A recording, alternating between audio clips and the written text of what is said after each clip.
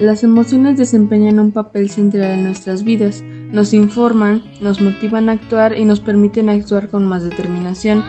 Es importante aprender a apoyarse y tenerlas en cuenta en estilos de toma de decisiones y afrontamiento.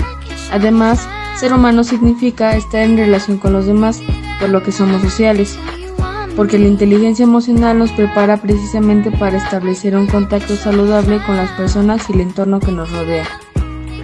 Las emociones y pensamientos muchas veces se asocian erróneamente con los sentimientos del corazón, pero en realidad estas provienen de nuestro sistema límbico, también conocido como cerebro emocional o cerebro medio, el cual es una porción de nuestro cerebro ubicada debajo de la corteza cerebral. Hola, yo soy William James, fui un influyente filósofo y psicólogo que definió las emociones como reacciones fisiológicas en 1884, con lo cual descarté las teorías que abarcaban un concepto de las emociones como una forma más o menos inteligente. Yo soy Charles Darwin. Fui uno de los pioneros en estudiar las emociones humanas en mi célebre obra, La expresión de las emociones en animales y en el hombre. Enfoqué el papel adaptativo y hereditario de las emociones, y describí cómo las emociones son asociadas a las expresiones faciales.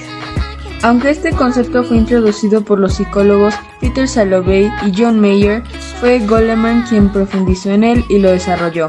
Por eso, se le considera el padre de la inteligencia emocional. Actualmente, la inteligencia emocional se aplica en casi todos los campos.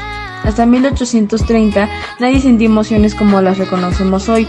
Se han identificado más de 160. Antes, la gente sentía cosas. Incluso se pensaba que primero era el gesto y luego la cosa. Por ejemplo, se pensaba en el temblor del cuerpo precedía el miedo. Ahora hablaremos de cómo estas emociones se relacionan con trastornos y aquí tenemos clases de enfermedades mentales. Las principales clases de enfermedades mentales son las siguientes: trastorno del neurodesarrollo, espectro de la esquizofrenia y otros trastornos psicóticos, trastorno bipolar y trastornos relacionados, trastornos depresivos, trastornos de ansiedad, trastornos obsesivo-compulsivo y trastornos relacionados, trastornos alimenticios y de la alimentación, entre otros tipos de trastornos. Los medicamentos se dividen en tipos como antidepresivos, medicamentos para la ansiedad, medicamentos estabilizadores del ánimo y medicamentos antipsicóticos. Estos trastornos varían mucho las situaciones por las cuales se presentan. Algunos pueden ser biológicos u otros, como los trastornos alimenticios, se deben a insatisfacciones o porque no se sienten completos con ellos mismos, esto relacionado a sus emociones. El índice de estadística de salud mental es una medida cuantitativa que busca evaluar y monitorear el estado de salud mental de una población o grupo de individuos.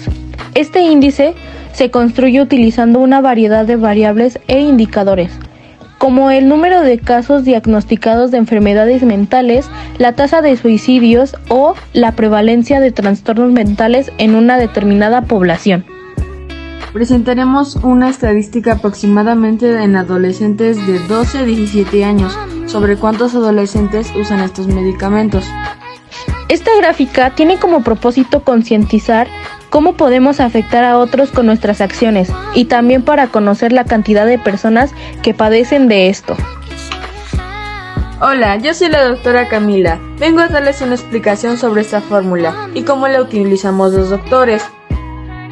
El tratamiento depende del tipo de enfermedad mental que tengas, la gravedad y lo que sea más efectivo en tu caso. En muchos casos, combinar tratamientos es lo que mejor funciona. Hola amiguito, he estado revisando tu carpeta y me parece que padeces del trastorno bipolar. ¿En serio? ¿Eso es grave?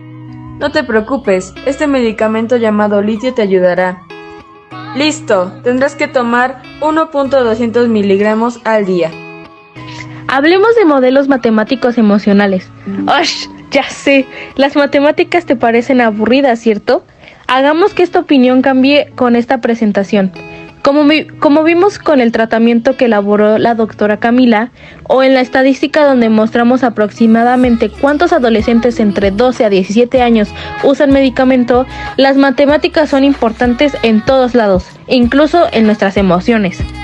Te presentaremos un ejemplo sobre estadística de modelos matemáticos emocionales, donde muestra la tasa de suicidios entre 2016 a 2023. Han estado hablando mucho sobre las emociones, pero ¿acaso ya te preguntaste cuáles son estas?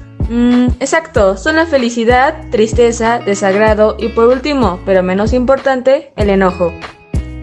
Chicos, ¿alguien tiene idea de cómo se empieza la identificación y conceptualización de emociones?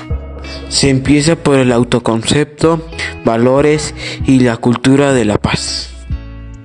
Excelente, en resumen, un autoconcepto es la imagen de nosotros mismos, un valor son virtudes o cualidades que caracterizan a una persona y la cultura de la paz es el reflejo del respeto a la vida, sin que exista una violencia de por medio. Es importante saber que todo esto se relaciona con nuestra actividad física. ¿Cómo se hace esto? Es muy fácil. El deporte es capaz de activar e intensificar diversas reacciones psicofisiológicas al punto de poder convertir a una persona flemática y serena en un fiero competidor o por el contrario, sosegar a la persona más inquieta. El deporte nos puede ayudar a estabilizar las emociones en momentos de preocupación o frustración. Nos ayuda a tener un mejor rendimiento claramente. Entonces es fundamental para tus emociones la actividad física. En conclusión, las emociones y los estados de ánimo tienen un gran impacto en cómo reaccionamos ante determinadas situaciones y personas. Este comportamiento puede ser positivo o negativo dependiendo de cómo las emociones y los estados de ánimo afectan nuestras emociones.